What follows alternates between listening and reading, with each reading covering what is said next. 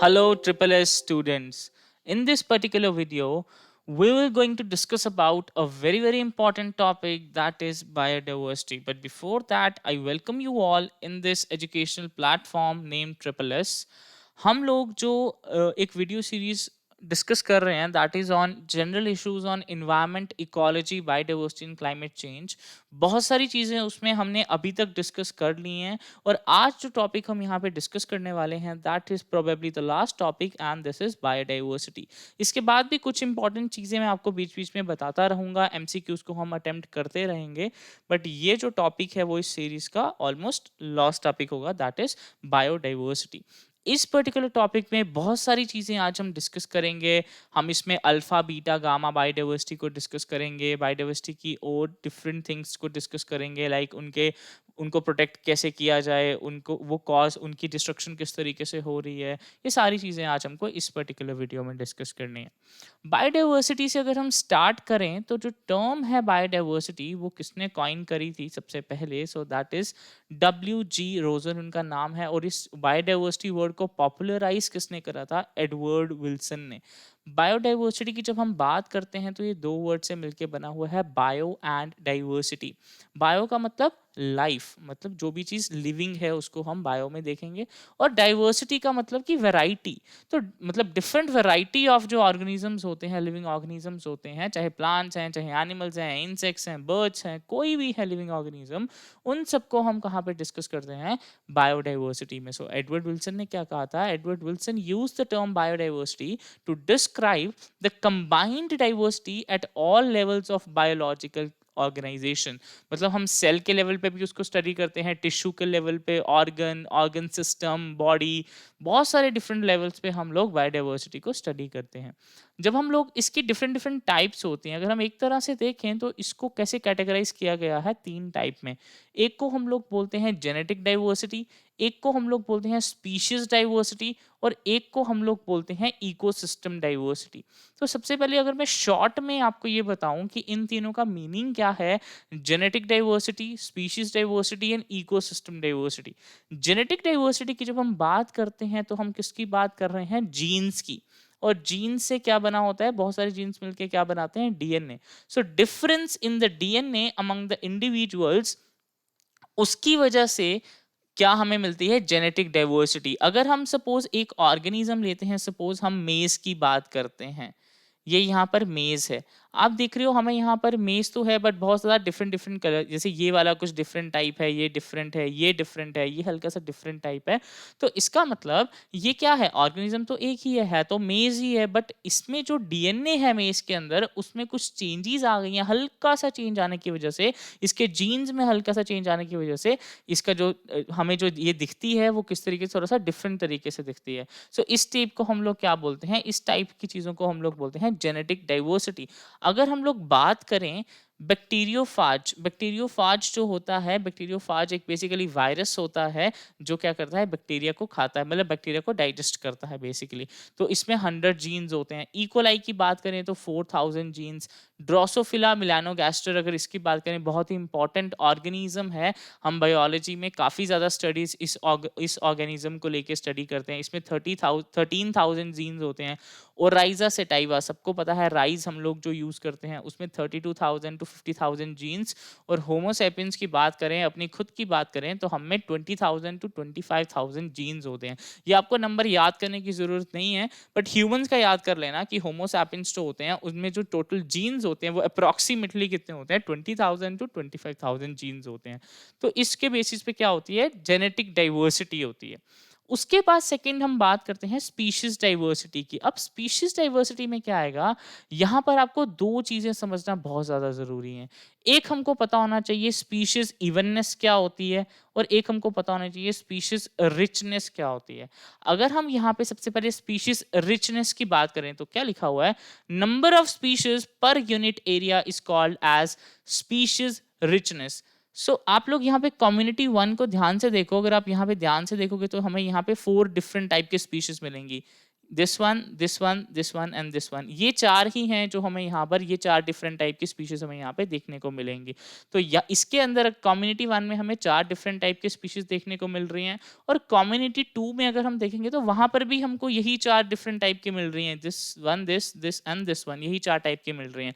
तो इसका मतलब जो स्पीशीज रिचनेस है, हम ये बोलेंगे कि कम्युनिटी वन और कम्युनिटी टू में स्पीशीज रिचनेस जो है वो सेम है, क्योंकि जितनी तरह की स्पीशीज कम्युनिटी वन में प्रेजेंट हैं उतनी ही तरह की स्पीशीज जो है वो कम्युनिटी टू में प्रेजेंट है। हम यहाँ पर नंबर की बात नहीं करेंगे, जो हम रिचनेस की बात कर रहे हैं तो हम उसमें देखेंगे कि कितनी टाइप की स्पीशीज हैं। तो कम्युनिटी वन में भी हमारे पास 4 डिफरेंट टाइप की हैं, कम्युनिटी टू में भी 4 डिफरेंट टाइप की हैं। तो यहाँ पर जो स्पीशीज रिचनेस है वो क्या होगी, सेम होगी।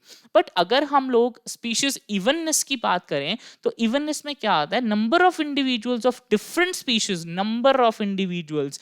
अब हमको नंबर पे ध्यान देना, जब हम स्पीशीज इवननेस की बात कर रहे हैं तो नंबर का अगर हम ध्यान देंगे तो यहाँ पर ये स्पीशीज जो है वो 25% है, बट अगर यही स्पीशीज हम कम्युनिटी टू में देखेंगे तो 6% है। देन ये स्पीशीज यहाँ पे 25% है और यहाँ पर 12%, ये स्पीशीज यहाँ पे 25% एंड यहाँ पे 70%, और लास्ट वाली को देखेंगे तो यहाँ पे 25% और यहाँ पे 12%। तो अगर आप ध्यान से देखो तो यहाँ पर जो डिफरेंट स्पीशीज हैं उनका जो नंबर है वो डिफरेंट डिफरेंट है। कम्युनिटी वन में उस स्पीशीज का नंबर डिफरेंट है, कम्युनिटी टू में उस स्पीशीज का नंबर डिफरेंट है। तो इसका मतलब कम्युनिटी वन और कम्युनिटी टू जो है they have the different species evenness. तो स्पीशीज इवननेस और स्पीशीज रिचनेस यहाँ पे आपको समझ आया होगा मेरे हिसाब से। और अगर हम लोग स्पीशीज डाइवर्सिटी की बात करें तो स्पीशीज डाइवर्सिटी वही होती है, species diversity is the product of both species richness and species evenness. तो स्पीशीज डाइवर्सिटी हमने पढ़ लिया और जेनेटिक डाइवर्सिटी हमने पढ़ लिया। जेनेटिक डाइवर्सिटी मैंने आपको बताया डीएनए में हल्का सा चेंज आएगा तो उसके बेसिस पे हम लोग देखेंगे जेनेटिक डाइवर्सिटी। स्पीशीज डाइवर्सिटी मतलब variety of species in different in a given area, तो ये बोलेंगे हम स्पीशीज डाइवर्सिटी को। और इकोसिस्टम डाइवर्सिटी हम अभी पढ़ने वाले हैं, वैरायटी ऑफ हैबिटेट, इकोसिस्टम या कम्युनिटीज, उसके बेसिस पे हम लोग जो डाइवर्सिटी को देखेंगे, दैट इज इकोसिस्टम डाइवर्सिटी। अब इकोसिस्टम डाइवर्सिटी की अगर हम लोग बात करें तो इकोसिस्टम मतलब इसमें हम डिफरेंट डिफरेंट टाइप की डाइवर्सिटीज पढ़ते हैं। अब इकोसिस्टम जो है मतलब क्या हो गया, like India with its desert, rain forest, mangroves, coral reef, wetland, estuaries, alpine meadows has a greater ecosystem diversity than a Scandinavian country like Norway. यहाँ पर इकोसिस्टम डाइवर्सिटी में हम लोग एक इकोसिस्टम के लेवल पे यहाँ पे हम लोग डिस्कस करते हैं डाइवर्सिटी को। जैसे डेजर्ट इकोसिस्टम में, रेन फॉरेस्ट इकोसिस्टम में करेंगे, मैंग्रोव इकोसिस्टम में या कोरल रीफ में, वेटलैंड में, एस्टरीज में। अगर हम एक इस डिफरेंट टाइप के इकोसिस्टम के अंदर की डाइवर्सिटी को स्टडी कर रहे हैं तो उसको हम लोग इकोसिस्टम डाइवर्सिटी बोलेंगे। और अगर हम इन पर्टिकुलर इकोसिस्टम की डाइवर्सिटी को देख रहे हैं तो यहाँ की जो डाइवर्सिटी है वो ज़्यादा होगी अगर हम उसको कंपेयर करें एक स्कैंडिनेवियन कंट्री से, that is Norway. Just for example यहाँ पे आपको ये बताया गया। अब अगर हम लोग at the level of community अगर हम देखें, diversity at the level of community and ecosystem has 3 perspective. अब किस किस तरीके से वो पर्सपेक्टिव हो सकते हैं, एक हमारे पास आती है अल्फा डाइवर्सिटी, एक आती है बीटा डाइवर्सिटी, एक आती है गामा डाइवर्सिटी। एक एक करके समझेंगे, ध्यान से समझेंगे तो ध्यान से सुनना। सबसे पहले देखेंगे अल्फा डाइवर्सिटी को। अल्फा डाइवर्सिटी में क्या है, it is found with in the community and depends upon species richness and species evenness. It is found within the community. Okay, तो यहाँ पर हम लोग देखते हैं, ये हमारे पास सपोज कम्युनिटी A है, ये हमारे पास कम्युनिटी B है, ये कम्युनिटी C है। अगर हम लोग अल्फा डाइवर्सिटी की बात करें तो अल्फा डाइवर्सिटी की अगर हम बात करें तो A के लिए अल्फा डाइवर्सिटी कितनी होगी देखते हैं। यहाँ पर हमारे पास एक ये है, हमारे पास डिफरेंट टाइप की स्पीशीज, फिर ये है 2, यहाँ पर 3, 4, और ये दोनों जो है वो सेम है इसलिए हम इन दोनों को एक ही कंसीडर करेंगे। सो 1 2 3 4 एंड 5। तो यहाँ पर ए की हमारे पास अल्फा डाइवर्सिटी कितनी आ गई, 5। अगर हम बी की यहाँ पर अल्फा डाइवर्सिटी की बात करेंगे तो कैसे देखेंगे, ये दोनों हमारे पास एक ही हैं तो इसको एक ही कंसीडर करेंगे क्योंकि सेम है, 1 दिस 2 देन 3 एंड देन इसको हम लोग एक ही कंसीडर करेंगे क्योंकि ये सेम है, तो यहाँ पर बीटा डाइवर्सिटी कितनी आ जाएगी, 4 आ जाएगी। उसके बाद अगर हम लोग सी में देखेंगे तो यहाँ पे इसके भी हमारे पास 2 हैं, इसके भी हमारे पास 2 हैं, बट ये दोनों सेम सेम है, तो इसलिए इसको भी हम एक कंसीडर करेंगे, इसको भी एक कंसीडर करेंगे। तो यहाँ सॉरी यहाँ पर हाँ, यहाँ पर सी जो है, सी की अल्फा डाइवर्सिटी कितनी आ जाएगी, 2 आ जाएगी। ये हमने निकाल दी अल्फा डाइवर्सिटी, ठीक है। ये स्पीशीज रिचनेस और स्पीशीज इवननेस के ऊपर डिपेंड करती है। तो अल्फा डाइवर्सिटी आई होप समझ आया। इसके बाद हम देखेंगे बीटा डाइवर्सिटी।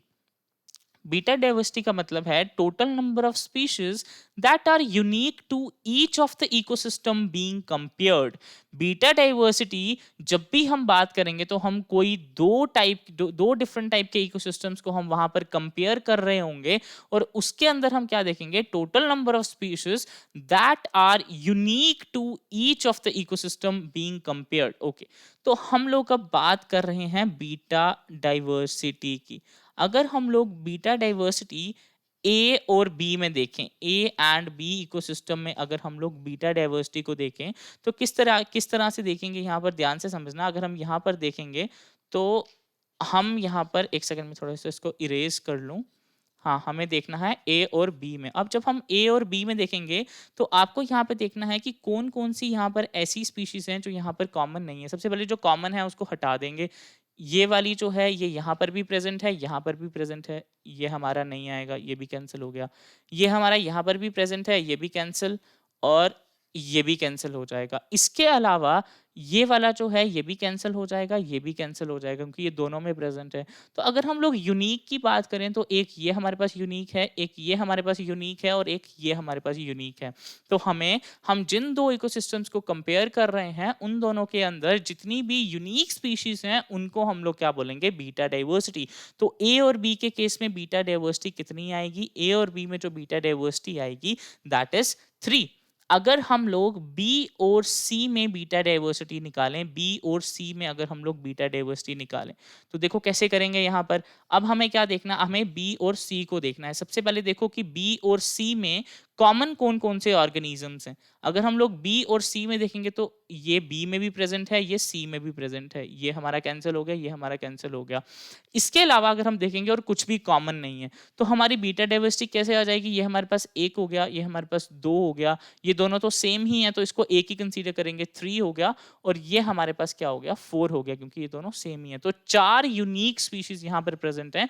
तो बी और सी के केस में जो बीटा डाइवर्सिटी होगी वो कितनी होगी, 4 होगी। और आपको मुझे कमेंट सेक्शन में निकाल के बताना है अगर हम लोग ए एंड सी के केस में बीटा डाइवर्सिटी को देखेंगे तो वो हमारी कितनी आएगी। तो ये हो गया हमारा अल्फा और बीटा डाइवर्सिटी। आई होप ये समझ आया। इसके बाद हमें देखना है यहाँ पर गामा डाइवर्सिटी। तो गामा डाइवर्सिटी का मतलब होता है it is the regional diversity that shows total richness of the species in all the habitat found within a region, geographical area or a landscape। अब बीटा डाइवर्सिटी का मतलब आता sorry gamma diversity का मतलब आता है जितनी भी टोटल नंबर ऑफ स्पीशीज जो हैं, total different types of species, हम नंबर की यहाँ पे बात नहीं करते हैं, डिफरेंट टाइप ऑफ स्पीशीज कितनी है वो आ जाती है गामा डाइवर्सिटी में। तो अगर हम यहाँ पर काउंट करें, ए वाले में काउंट करें तो टोटल कितनी है, 1 2 3 4 एंड 5 हमारे पास यहाँ पर है। उसके बाद अगर हम लोग बी में देखें तो यहाँ पर हमारे पास मोस्ट ऑफ द स्पीशीज जो है वो कॉमन है, इसको भी हम काउंट नहीं करेंगे क्योंकि ये हमारे पास कॉमन है, ये भी हमारे पास कॉमन है, ये भी हमारे पास कॉमन है, सिर्फ हम इस वाले को काउंट करेंगे। तो 5 यहाँ पर डिफरेंट हो गई, प्लस 1 जो कि बी में है, और उसके बाद अगर हम सी को देखेंगे तो सिर्फ ये वाली है जो डिफरेंट है, तो यहाँ पर क्या आ जाएगा, +1। तो अगर हम लोग गामा डाइवर्सिटी को देखेंगे तो वो क्या आ जाएगा, 5 + 1 + 1 = 7। तो गामा डाइवर्सिटी यहाँ पर कितनी आ गई, 7। इसका मतलब 7 अलग अलग तरीके की स्पीशीज जो है वो यहाँ पर प्रेजेंट है। नंबर की बात हम यहाँ पे नहीं करेंगे। तो I hope alpha diversity, beta diversity and gamma diversity आपको समझ आया होगा। और कमेंट सेक्शन में आपको ये बताना है कि ए और सी के बीच में बीटा डाइवर्सिटी जो है वो कितनी होगी। तो आगे बढ़ते हैं। अब हम थोड़ा सा देखेंगे पैटर्न्स ऑफ बायोडाइवर्सिटी को। पैटर्न ऑफ बायोडाइवर्सिटी मतलब अब ऐसा तो नहीं है, देखो अर्थ जो है वो इतनी वास्ट है, इतनी बड़ी है, तो ऐसा तो नहीं है कि अर्थ पे हर जगह पर जो स्पीशी कोई एक पर्टिकुलर प्लांट है वो आपको हर जगह पे मिलेगा, ऐसा तो पॉसिबल नहीं है। तो मतलब अगर हम बायोडाइवर्सिटी की बात करें तो उसका कम होना या उसका ज़्यादा होना ये डिपेंड करता है कुछ चीज़ों पे। तो पहली चीज़ जो हमको यहाँ पे स्टडी करनी है that is latitudinal and altitudinal gradient. Latitude के हिसाब से या फिर ऑल्टीट्यूड के हिसाब से बायोडाइवर्सिटी का कम ज़्यादा होना जो है वो लगा रहता है। और किस तरीके से वो होता है, देखो अगर हम लोग बायोडाइवर्सिटी की बात करें, ठीक है, आप लोग यहाँ पर अर्थ देख रहे हो और अर्थ को एक इमेजिनरी लाइन जो सेंटर से पास कर रही है, इसको हम लोग क्या बोलते हैं, इक्वेटर बोलते हैं, ठीक है। So biodiversity increases from poles to the equator. ये हमारे पास नॉर्थ पोल है, ये हमारे पास साउथ पोल है। तो अगर हम लोग नॉर्थ पोल से यहाँ पर इक्वेटर की तरफ बढ़ेंगे या फिर साउथ पोल से इक्वेटर की तरफ बढ़ेंगे तो स्पीशीज जो हैं वो क्या हो, बायोडाइवर्सिटी जो है वो क्या हो जाएगी, इंक्रीज होना स्टार्ट हो जाएगी। तो इसका मतलब पोल्स पे जो बायोडाइवर्सिटी होगी वो कम होगी और इक्वेटर के आसपास जो बायोडाइवर्सिटी होगी वो ज्यादा होगी। और अगर हम लोग ऑल्टीट्यूड के हिसाब से देखें so it decreases with increase in the altitude. अगर हम लोग कोई माउंटेनियस मतलब कोई माउंटेन वाला रीजन अगर हम देखेंगे तो यहाँ पर क्या बोल रहा है, अगर हम ऑल्टीट्यूड को इंक्रीज करेंगे तो बायोडाइवर्सिटी डिक्रीज हो जाएगी। तो यस, अगर हम लोग कोई बहुत बड़ा माउंटेन है, अगर आप उस पर टॉप टॉप टॉप बहुत टॉप पे जाते जाओगे तो आपको बायोडाइवर्सिटी क्या हो जाएगी, मिलना कम हो जाएगी, क्योंकि वहां पर जो कंडीशंस होंगी वो उतनी ज्यादा फेवरेबल नहीं होंगी ज्यादा ऑर्गेनिजम्स के लिए, कुछ ऑर्गेनिजम्स के लिए होंगी और वो आपको मिल भी जाएंगे। तो इसका मतलब ये याद रखना है that biodiversity increases from poles to the equator. Pole से इक्वेटर की तरफ आएंगे तो बायोडाइवर्सिटी इंक्रीज होगी और जैसे जैसे ऑल्टीट्यूड हाइट पे बढ़ते जाएंगे तो बायोडाइवर्सिटी क्या होगी, डिक्रीज होगी। ये हमें पता होना चाहिए। अब अगर हम बात करें तो यहाँ पर बायोडाइवर्सिटी ज्यादा क्यों होती है और पोल्स पे बायोडाइवर्सिटी कम क्यों होती है। अगर हम बायोडाइवर्सिटी में, चलो उसमें तो सब कुछ आता है, अगर हम लोग प्लांट्स की बात करें सपोज, तो प्लांट्स को मेनली क्या चाहिए होता है ग्रो करने के लिए, फोटोसिंथेसिस की प्रोसेस करते हैं प्लांट्स, तो उसमें मेनली सनलाइट चाहिए होती है। तो सनलाइट जो है वो जो ये वाला रीजन होता है यहाँ पर बहुत ज्यादा सनलाइट पड़ती है। ये हमारा इक्वेटर आ गया, इक्वेटर से जो हमारे पास 23.5 डिग्री नॉर्थ जिसको हम लोग ट्रॉपिक ऑफ कैंसर बोलते हैं, और साउथ में देखेंगे 23.5 डिग्री तो इसको हम लोग ट्रॉपिक ऑफ कैप्रिकॉर्न बोलते हैं। तो सपोज ये वाला जो रीजन होता है, ये वाला रीजन, इसको हम लोग क्या बोलते हैं, ट्रॉपिकल रीजन बोलते हैं। और इसी ये वाला जो पूरा का पूरा रीजन है, इस रीजन में जो बायोडाइवर्सिटी है हमें क्या मिलती है, ज्यादा देखने को मिलती है। फिर उसके बाद अगर हम लोग यहाँ पर देखेंगे तो इसके ऊपर क्या होता है, हमारे पास टेम्परेट उस रीजन होता है और यहाँ पर नीचे में भी हमारे पास क्या होता है, टेम्परेट रीजन होता है। फिर उसके बाद यहाँ पर नॉर्थ पोल आ जाता है और यहाँ पे साउथ पोल आ जाता है। और अगर हम लोग यहाँ पर बात करें तो इसीलिए यहाँ पर लिखा हुआ है that biodiversity is maximum in the tropical forest. तो ट्रॉपिकल कौन सा होता है, इक्वेटर से 23.5 नॉर्थ वाली साइड में और 23.5 साउथ वाली साइड में। तो ये सारा का सारा एरिया जो है जिसको मैं अभी शेड कर रहा हूँ, ये सारा का सारा एरिया किस में आ जाएगा, ट्रॉपिकल फॉरेस्ट में आ जाएगा। और उसके बाद टेम्परेट में कौन सा वाला एरिया आएगा, मतलब यहाँ से लेकर ट्रॉपिक ऑफ कैंसर से लेकर ऊपर तक ये वाला जो एरिया जिसको मैं ऐसे शेड कर रहा हूँ, ये वाला एरिया किस में आ जाएगा, टेम्परेट में। और यही वाला एरिया साउथ में भी किस में आ जाएगा, टेम्परेट में। तो इस वाले एरिया में थोड़ी सी कम, थोड़ी सी मॉडरेट बायोडाइवर्सिटी होती है। और अगर हम पोल्स पे चले जाएंगे तो वहां पर क्या होगी, मिनिमम होगी। पोल्स मतलब ये वाला जो रीजन जो मैं यहाँ पे शेड कर रहा हूँ, ये हमारे पास आ गया नॉर्थ पोल और ये नीचे वाला हमारे पास आ गया साउथ पोल। यहाँ पर हमारे पास स्पीशीज की जो डाइवर्सिटी होगी वो क्या होगी, कम होगी, ठीक है। अब यहाँ पर अगर हम बात करें तो एक एग्जाम्पल से समझते हैं। देखो अगर हम लोग कोलंबिया की बात करें तो कोलंबिया जो कंट्री है वो इक्वेटर के पास पास में है। तो वहां पर जो बर्ड्स की स्पीशीज हैं कितनी है, 1400 स्पीशीज हैं किसकी, बर्ड्स की। उसके बाद अगर हम लोग बात करें इंडिया की तो इंडिया मतलब कोलंबिया जितना पास है उतना पास नहीं है इंडिया, बट उसके बाद अगर हम लोग इंडिया की बात करें तो इंडिया में कितनी है, अराउंड 1200 स्पीशीज ऑफ बर्ड्स हैं। अगर हम लोग न्यूयॉर्क की बात करें तो वहां पर 105 स्पीशीज ऑफ बर्ड्स हैं। अगर ग्रीनलैंड की बात करें तो वहां पर 56 स्पीशीज ऑफ बर्ड्स हैं।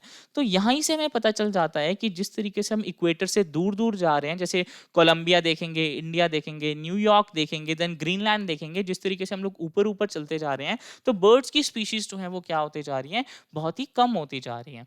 तो इसी चीज से हमें पता चलता है कि with respect to poles to the equator, pole से इक्वेटर की तरफ बढ़ेंगे तो स्पीशीज का नंबर मतलब स्पीशीज जो है बायोडाइवर्सिटी बढ़ेंगी, और अगर हम लोग इक्वेटर से पोल्स की तरफ जाएंगे तो बायोडाइवर्सिटी क्या हो जाएगी, कम हो जाएगी। तो ये चीज जो है हमें थोड़ी सी पता होनी चाहिए पैटर्न ऑफ बायोडाइवर्सिटी के बारे में। इसी में कुछ और एग्जांपल्स को डिस्कस करते हैं। अगर हम लोग यहाँ पे एक एग्जांपल को डिस्कस करें, a forest in the tropical region like Ecuador has 10 times as many species of vascular plants as a forest of equal area in the temperate region like the Midwest of USA। ठीक है, मैंने आपको बताया था यहाँ पर temperate region कौन सा, ट्रॉपिकल रीजन कौन सा होगा, ये इस वाले एरिया से लेकर इस वाले एरिया तक, या ये वाला जो पूरा का पूरा एरिया होगा ये कौन सा होगा, ट्रॉपिकल वाला होगा। सो इसी ट्रॉपिकल एरिया के अंदर कौन सी कंट्री आती है, एक यूकेडोर कंट्री आती है। तो अगर हम लोग यूकेडोर के अंदर फॉरेस्ट को कंपेयर करें, और ये है हमारा यूएस, ठीक है, अगर हम लोग यहाँ पे यूएस के साथ इसको कंपेयर करें, यूएस किस में आएगा, यूएस हमारा टेम्परेट में आएगा क्योंकि ये ट्रॉपिक ऑफ कैंसर के ऊपर है। तो ये वाला जो रीजन है ये कौन सा है, टेम्परेट रीजन है। तो यहाँ पर टेम्परेट रीजन में कौन सी कंट्री आ रही है, यूएस है। अगर हम यूकेडोर और यूएस को कंपेयर करें तो यूकेडोर में 10 टाइम ज्यादा वेस्कुलर प्लांट्स हैं एज कंपेयर टू यूएस में, अगर हम सेम फॉरेस्ट एरिया की बात करेंगे। तो इसका मतलब यहाँ से भी हमें प्रूफ मिल जाता है कि इक्वेटर से जैसे ऊपर की तरफ बढ़ो या नीचे की तरफ बढ़ो तो बायोडाइवर्सिटी कम होती जाती है। उसके बाद एक और एग्जांपल देखेंगे अमेजोनियन फॉरेस्ट की, रेन फॉरेस्ट की। तो अमेजोनियन रेन फॉरेस्ट जो है वो कहाँ पर है, अगर आप लोग देखोगे इक्वेटर की लाइन ये जा रही है, ये वाली लाइन जो है वो किसकी है, इक्वेटर की। और अमेजोनियन फॉरेस्ट जो है वो कुछ इस तरह से हमें यहाँ पे दिखाया हुआ है। तो अमेजोनियन फॉरेस्ट के अंदर से इक्वेटर की लाइन जो है वो जा रही है, इमेजिनरी लाइन। तो अमेजोनियन रेन फॉरेस्ट में हमें पता है कि वहाँ पर इतनी ज़्यादा नंबर ऑफ स्पीशीज हमें देखने को मिलती हैं, इतनी ज़्यादा डिफरेंट टाइप ऑफ बायोडाइवर्सिटी वहाँ पे हमें देखने को मिलती है, क्योंकि वो इक्वेटर के एकदम पास है। तो ये जो यहाँ पे नंबर मेंशन्ड हैं ये एग्जैक्टली थोड़ा सा डिफर कर सकते हैं, तो नंबर पे आपको जाने का इतना जरूरी नहीं है, बट आपको ये पता होना, कॉन्सेप्ट आपको समझ आना चाहिए कि बायोडाइवर्सिटी का जो ग्रेडियंट है वो किस तरीके से कम ज्यादा होता है, कहाँ ज्यादा होता है, कहाँ कम होता है, ट्रॉपिकल में कैसा होता है, टेम्परेट में कैसा होता है, पोल्स में कैसा होता है। आई होप थोड़ी सी चीजें आपको ये समझ आई होंगी। इसके बाद हम लोगों को ये देखना है reasons of higher diversity in the tropical areas. Tropical area मैंने आपको अभी बताया कौन सा होगा, यहाँ पर ट्रॉपिक ऑफ कैंसर और ट्रॉपिक ऑफ कैप्रिकॉन के बीच में ये वाला पूरा एरिया, ये वाला पूरा का पूरा एरिया जो होगा वो कौन सा होगा, ट्रॉपिकल एरिया होगा।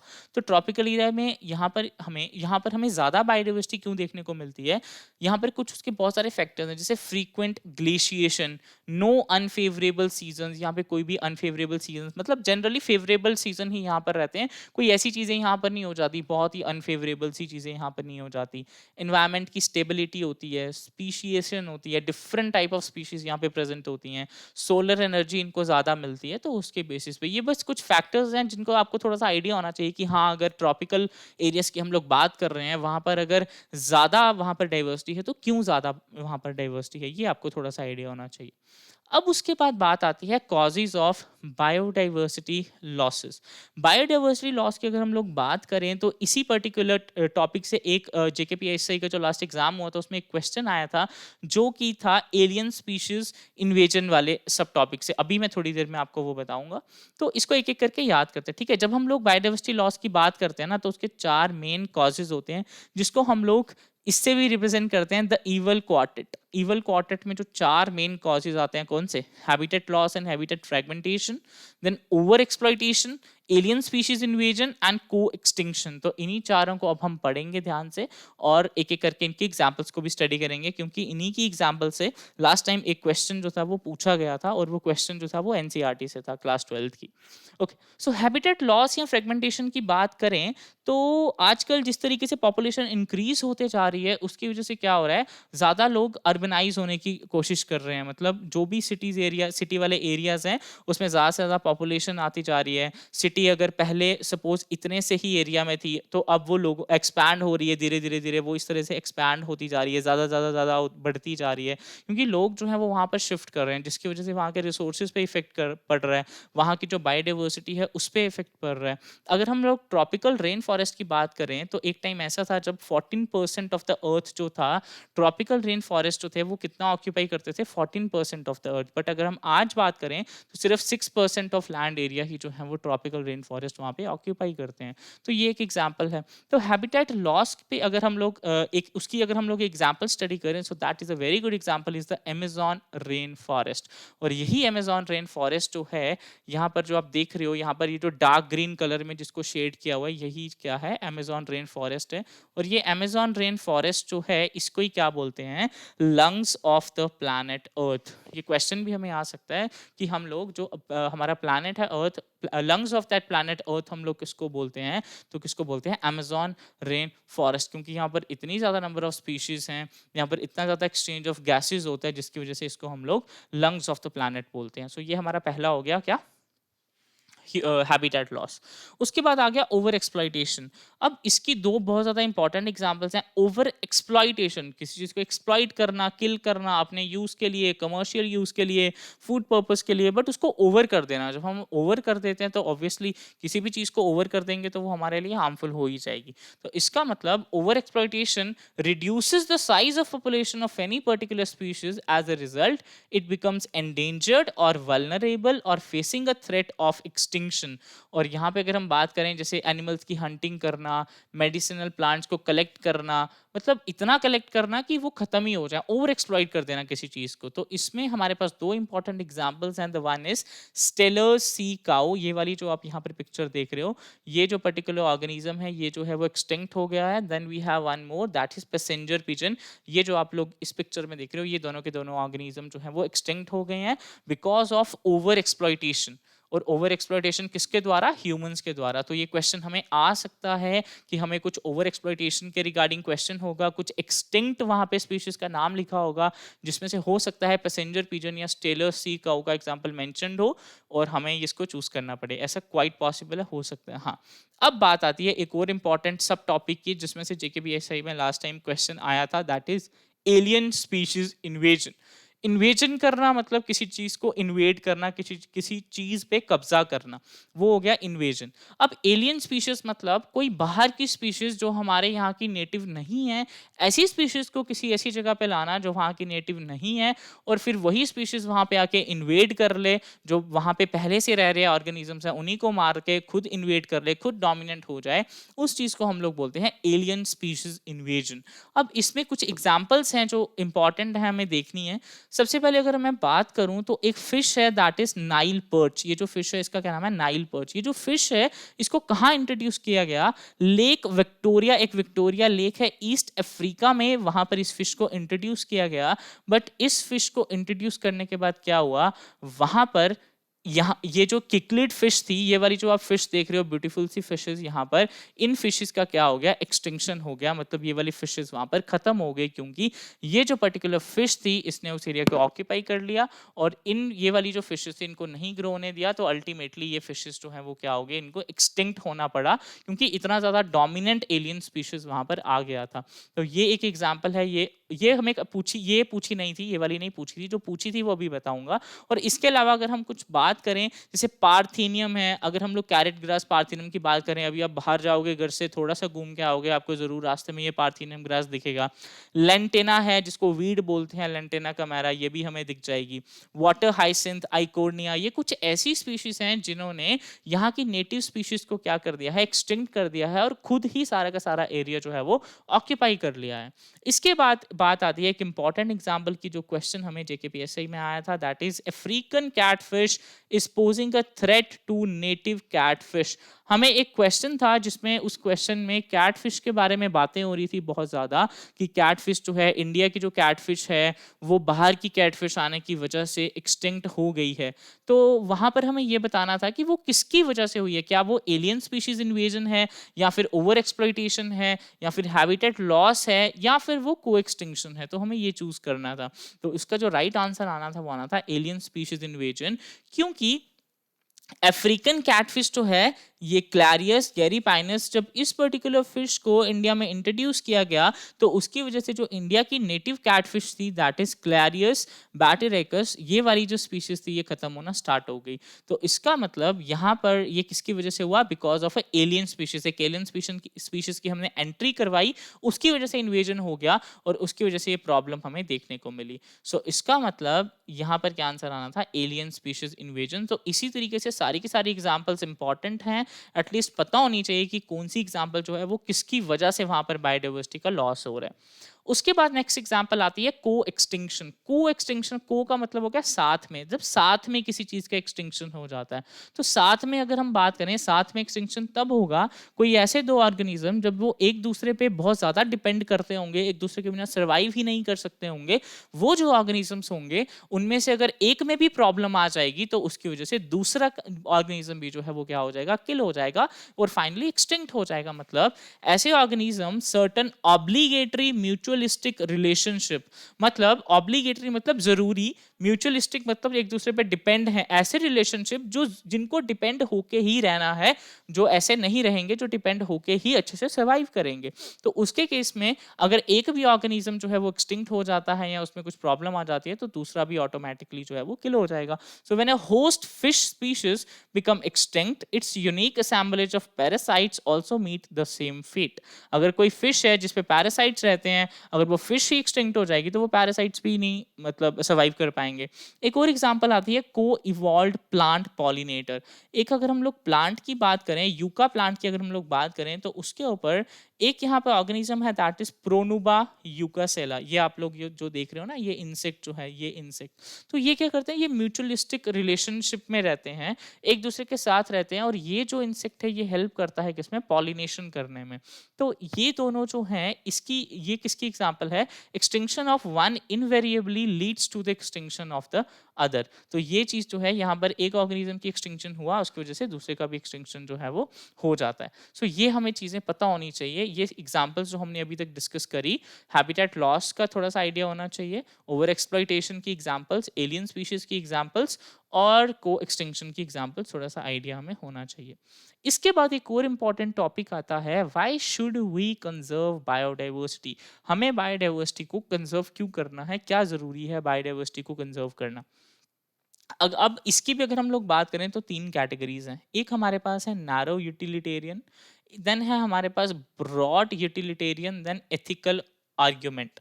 अब सबसे पहले नैरो और ब्रॉड की बात करते हैं। जब भी नैरो की बात आएगी तो नैरो का मतलब होगा direct economic benefit from nature. जब हमें नेचर से कोई भी चीज डायरेक्ट मिल रही है, नेचर से कोई भी चीज को हम लोग डायरेक्ट यूज कर रहे हैं अपने इकोनॉमिक बेनिफिट के लिए, तो उस चीज को हम लोग क्या बोलेंगे? Narrow utilitarian. तो उसमें एग्जांपल्स आ जाते हैं, जैसे फूड में अगर हम लोग बात करें, सीरियल्स, पल्सेस, फ्रूट्स, ये सारी की सारी एग्जांपल्स है जो हमें डायरेक्ट मिलती हैं नेचर से और हम इसको यूज करते हैं, जैसे firewood, fibre, construction material, industrial products like tannin, lubricants, dye, resins, perfumes, ये सारी की सारी हमें डायरेक्ट मिलती हैं। सो नैरो यूटिलिटेरियन में ये याद रखना है, human derive countless direct economic benefit from the nature. उस चीज, वो चीज किस में आ जाएगी? नैरो यूटिलिटेरियन में आ जाएगी।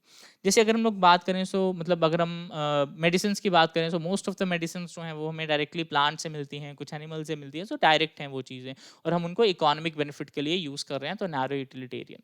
देन बात करें ब्रॉड यूटिलिटेरियन। ब्रॉड मतलब एक बड़े पर्सपेक्टिव पे है ना, so that means like biodiversity plays a important role in many ecosystem services that nature provide. यहाँ पर हम लोग बात करते हैं एक मतलब बहुत ज़्यादा लार्ज बायोडाइवर्सिटी की हम लोग यहाँ पर बात करते हैं। जैसे अगर मैं अमेजोन फॉरेस्ट की बात करता हूँ, that Amazon forest is estimated to produce through photosynthesis around 20% of the total oxygen in the earth atmosphere. तो वो ये चीज जो है वो किसमें आ जाएगी? ब्रॉड यूटिलिटेरियन, मतलब जिसका एक ब्रॉड पर्सपेक्टिव है। तो यहाँ ये चीज हमें पता होनी चाहिए, नैरो में आ गया direct benefit, direct economic benefit from the nature, और ब्रॉड यूटिलिटेरियन में आ गया यहाँ पर हम लोग इकोसिस्टम सर्विसेज की बात करते हैं, जो एक लार्ज नंबर ऑफ ऑर्गेनिजम्स को जो है वो डायरेक्टली उनको अफेक्ट करती हैं, तो वो चीज़ें आ जाती हैं ब्रॉड यूटिलिटेरियन में। बाकी इसको आप एक बार देख सकते हो, मैंने एग्जाम्पल्स कुछ दी हुई हैं। इसके बाद आता है एथिकल आर्ग्यूमेंट। एथिकल की जब बात आई तो वहां पर आ गई बात एथिक्स की। एथिक्स की बात आ गई तो मतलब वहां पर मतलब हमारे मतलब डिफरेंट डिफरेंट लोगों के डिफरेंट डिफरेंट एथिक्स रहते हैं, तो वो एथिकल आर्ग्यूमेंट पे बेस्ड आ जाता है कि कुछ ऐसे प्लांट्स होते हैं, कुछ ऐसे एनिमल्स होते हैं या माइक्रोब्स होते हैं जिनकी एथिकली इंपॉर्टेंस होती है, स्पिरिचुअली जिनकी इंपॉर्टेंस होती है। तो उस पर्सपेक्टिव से अगर हम लोग सोचें तो उस चीज को किस में डालते हैं हम लोग, एथिकल आर्ग्यूमेंट में डालते हैं। सो सबसे ज्यादा इंपॉर्टेंट है नैरो और ब्रॉड यूटिलिटेरियन, उसका हमें आइडिया अच्छे से होना चाहिए। अब उसके बाद नेक्स्ट बात आती है, how do we conserve biodiversity. Biodiversity को कंजर्व करने के लिए भी अगर हम लोग ब्रॉड पर्सपेक्टिव से बात करें तो दो चीजें हैं मेनली। एक है हमारे पास इन सीटू कंजर्वेशन, एक है हमारे पास ex situ conservation. In situ conservation सबसे पहले डिस्कस उसी को करेंगे क्योंकि इंपॉर्टेंट वही है। इन सीटू का मतलब होता है ऑन साइट कंजर्वेशन, मतलब जब हम किसी ऑर्गेनिज्म को उसके नेचुरल हैबिटेट के अंदर ही प्रोटेक्ट करके रख रहे हैं तो उस चीज को बोलते हैं इन सीटू कंजर्वेशन। और एक्स सीटू का मतलब जब हम किसी ऑर्गेनिज्म को एक आर्टिफिशियल हैबिटेट में रख रहे हैं, उसके नेचुरल हैबिटेट में नहीं रख रहे हैं, उसको बोलेंगे एक्स सीटू कंजर्वेशन। तो पहले इन सीटू की अगर हम लोग बात करें तो यहाँ पर इन सीटू के अंदर दो मेन कैटेगरीज आती हैं। एक हमारे पास आते हैं प्रोटेक्टेड एरियाज और एक हमारे पास आते हैं हॉटस्पॉट्स। प्रोटेक्टेड एरियाज की जब हम लोग बात करते हैं तो ये क्या होता है, these areas are legally conserved for protection and maintenance of the biodiversity. और प्रोटेक्टेड एरियाज के अंदर अभी हम लोग बहुत सारे डिफरेंट चीजें पढ़ेंगे, बट उससे पहले ये थोड़ा सा हमें आइडिया होना चाहिए। ये क्वेश्चन हमें आ सकता है, ये अभी के हिसाब से ये लेटेस्ट इन्फॉर्मेशन है जो मैं आपको अभी दे रहा हूँ, बट विद टाइम ये इन्फॉर्मेशन चेंज हो सकती है। So India has a network of around 990 protected areas, जिसमें से 106 जो हैं वो क्या है, नेशनल पार्क्स, 565 जो है वो वाइल्ड लाइफ सेंचुरीज हैं, 100 जो है वो कंजर्वेशन रिजर्व्स हैं एंड 219 जो है वो कम्युनिटी रिजर्व हैं। और जिसमें अगर हम लोग बात करें तो कितना जियोग्राफिकल एरिया कंट्री का जो है वो इसने ऑक्यूपाई किया हुआ है, तो around 5.27% geographical area of the country. तो ये थोड़ी सी डिटेल्स हैं, हमें ध्यान तो होना ही चाहिए कि 106 national parks, 565 wild life centuries, 100 conservation reserves and 219 community reserves. ये डेटा वाइल्ड लाइफ की जो ऑफिशियल वेबसाइट है वहां से लिया गया है, विद टाइम ये चेंज हो सकता है। सो इस चीज को ध्यान रखना। अब हम लोग प्रोटेक्टेड एरियाज की बात कर रहे हैं, सो प्रोटेक्टेड एरियाज के अंदर हम लोग क्या क्या डिस्कस करते हैं, national park, wild life sanctuaries, then biosphere reserves और सेक्रेड ग्रुप्स। पहले नेशनल पार्क की अगर हम लोग बात करें, सो नेशनल पार्क को कौन मेंटेन करता है, गवर्नमेंट मेंटेन करती है, एंड वहां पर जो ऑर्गेनिज्म है उनको रिजर्व किया जाता है for betterment of the wild life. अब इसमें कुछ एक्टिविटीज जो है वो अलाउड नहीं होती हैं, जैसे grazing is not allowed, habitat manipulation and cultivation, ये चीजें जो होती हैं वो नेशनल पार्क में अलाउड नहीं होती। और टोटल जो नेशनल पार्क्स हैं वो कितने हैं, 106। और एरिया कितना ऑक्यूपाई करते हैं, जियोग्राफिकल एरिया कितना ऑक्यूपाई करते हैं कंट्री का, that is 1.35% as per national wild life database, जो लेटेस्ट मई 2022 में अपडेट हुआ है। उसके बाद बात करेंगे वाइल्ड लाइफ सेंचुरीज की। तो यहाँ पर क्या है, these are the track of land with और without lake where wild animals fauna can take refuge without being hunted. तो यहाँ पर हंटिंग जो होती है वो अलाउड नहीं होती है। और यहाँ पर जो है अदर एक्टिविटीज जैसे collection of forest product, harvesting of timber, private ownership of the land, कुछ चीजें जो है वो अलाउड होती हैं but with due permission from the forest department या फिर फ्रॉम द गवर्नमेंट। तो वाइल्ड लाइफ सेंचुरीज टोटल कितनी है, 565, और कितना एरिया ऑक्यूपाई करते हैं, geographical area 3.73% of the geographical area. उसके बाद बात करते हैं बायोस्फीयर रिजर्व की। बायोस्फीयर रिजर्व का जो कॉन्सेप्ट है ये किसमें आया था, बेसिकली यूनेस्को का एक प्रोग्राम था जिसका नाम था MAB, that is man and biosphere programme. तो इस पर्टिकुलर प्रोग्राम के अंडर ये बायोस्फीयर रिजर्व्स की जो वो बात हुई थी 1975 में, इसको एस्टेब्लिश किया था। और उसके बाद से फिर with time different different biosphere reserves जो हैं वो बनते रहते हैं बेस्ड अपॉन डिफरेंट कंडीशंस। तो यहाँ पर इंडिया की अगर हम बात करें तो कितने बायोस्फीयर रिजर्व्स हैं एट प्रेजेंट, 18। ये जितना भी डेटा मैं आपको बता रहा हूँ ये विद टाइम चेंज हो सकता है, इसका ध्यान रखना। उसके बाद बात आती है सेक्रेड ग्रूव्स की। सैक्रेड, कोई भी चीज को सैक्रेड हम क्या कब बोलते हैं, सैक्रेड मतलब जब वहां पर कुछ रिलीजियस कोई किसी का बिलीफ जुड़ा होता है किसी चीज से. So India has also a history of religious and cultural traditions that emphasized protection of nature. और डिफरेंट टाइप के यहाँ पे हमारे पास सेक्रेड ग्रूव्स होते हैं. जैसे कुछ एग्जांपल्स हैं, जैसे Khasi and Jaintia hills in Meghalaya, Aravalli hills of Rajasthan, western Ghat region of Karnataka and Maharashtra, then Sarguja, Chanda and Bastar areas of the Madhya Pradesh. ये कुछ हमारे पास सेक्रेड ग्रूव्स की एग्जांपल्स हैं. ऐसी जगह होती हैं जहाँ पे लोगों का कुछ रिलीजियस बिलीफ होता है, कुछ लोग जिसको कुछ लोग मानते हैं, तो उस चीज़ों को हम लोग क्या बोलते हैं, सैक्रेड ग्रूव्स. तो आप लोगों को कमेंट सेक्शन में ये बताना है कि जम्मू एंड कश्मीर में कौन कौन से नेशनल पार्क्स हैं, उनका नाम क्या है, वो कहाँ पे लोकेटेड हैं, और वाइल्ड लाइफ सेंचुरीज के बारे में भी बताना है. देन उसके बाद हम लोग बात करेंगे हॉटस्पॉट की. हम लोगों ने शुरू किया था conservation of biodiversity. In situ को डिस्कस कर रहे थे. इन सीटू में दो आते हैं, protected areas and hotspots. Protected areas के अंडर हमने डिस्कस किया national park, wild life sanctuaries, biosphere reserves and sacred groves. और उसके बाद हम डिस्कस करेंगे थोड़ा सा हॉटस्पॉट्स के बारे में. तो बायोडाइवर्सिटी हॉटस्पॉट्स जो होते हैं, किसी भी एरिया को बायोडाइवर्सिटी हॉटस्पॉट बोलने के लिए कुछ कंडीशंस जो हैं, वो मतलब दो कंडीशंस हैं बेसिकली, वो होनी चाहिए. तब हम उस एरिया को क्या बोलेंगे, बायोडाइवर्सिटी हॉटस्पॉट बोलेंगे. देखो, पहली कंडीशन क्या है, वो ऐसा एरिया होना चाहिए जहां पर 1500 स्पीशीज ऑफ वेस्कुलर प्लांट्स हों. 1500 स्पीशीज, कम से कम 1500 ऐसे वहां पर प्लांट्स हों जो कि एंडेमिक हों. एंडेमिक मतलब एंडेमिक ऐसे प्लांट्स हैं, ऐसे एनिमल्स होते हैं. एंडेमिक स्पीशीज वो होती हैं जो सिर्फ एक पर्टिकुलर एरिया में ही प्रेजेंट होती हैं और कहीं पे प्रेजेंट नहीं होती हैं. तो कम से कम 1500 स्पीशीज ऑफ वेस्कुलर प्लांट्स वहां पर होने ही होने चाहिए. ये पहली यहाँ पर कंडीशन है.